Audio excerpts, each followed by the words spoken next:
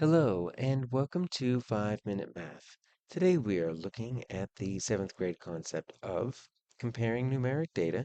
This is standard 7.12a in the great state of Texas, and we are using item number 17 of the 2025 released STAAR test. If you haven't done so already, please go ahead and take a moment to pause the video, work this problem out on your own, unpause it, and we will look at our answers together.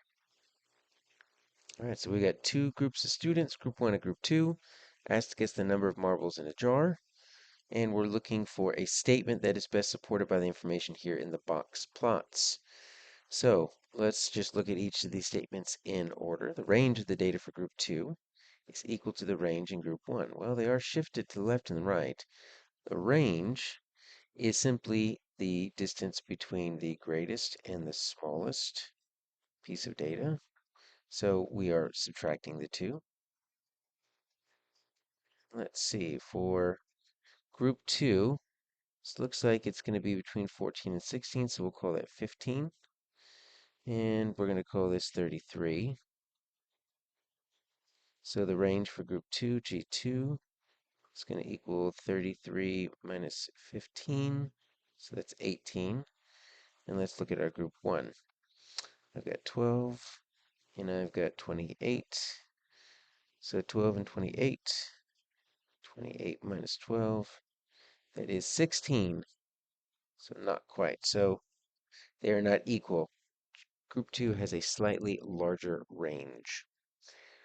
So the distribution of Group 1's data is more symmetrical than Group 2. All right, so when we're looking at symmetrical, we're looking at it, is it right in the middle, right? So symmetry is when you've got like something that's kind of cut right down the middle, and it's like a mirror image. And asymmetrical would be something that's kind of like this, like that's asymmetrical. And you know what? This actually kind of does look a little bit more symmetrical. Look at the distance between here and here. Looks pretty good. And it does look like the distance between here and here is actually pretty good. So I think this is symmetrical. And I do believe that group 2 is definitely asymmetrical because look how large this is as composed to this other stem or this other whisker over here.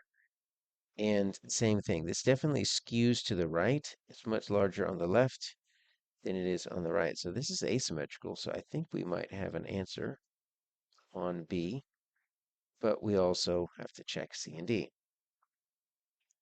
They need to be false. The interquartile range of the data for group 1 is greater than the interquartile range. All right, so IQR is the difference, but now we're looking at Q3 minus Q1. So the third quartile here is 24. I'll change to blue here. So it's this line right here. So 24 and 16. So 24 minus 16, that's going to equal 8 on G1. Then I got my 30 and my, looks like 21.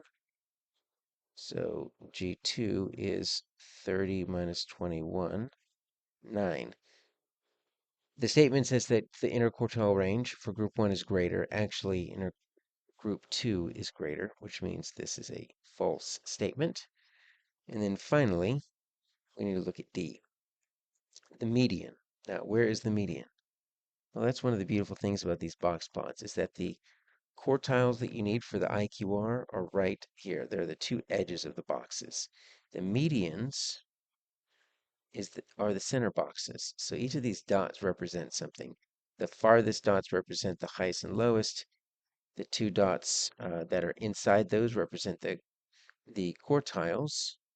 And the median is actually quartile 2, or the midpoint. And so group 1, the quartile right here is going to be at 20. Group 2, quartile 2, or the median, put M right here, M right here. It's really quartile 2. It's going to be 26. And it says that the median for the data in group 1 is greater. Actually, 20 is less than 26, not greater than. So incorrect. So our answer here is B.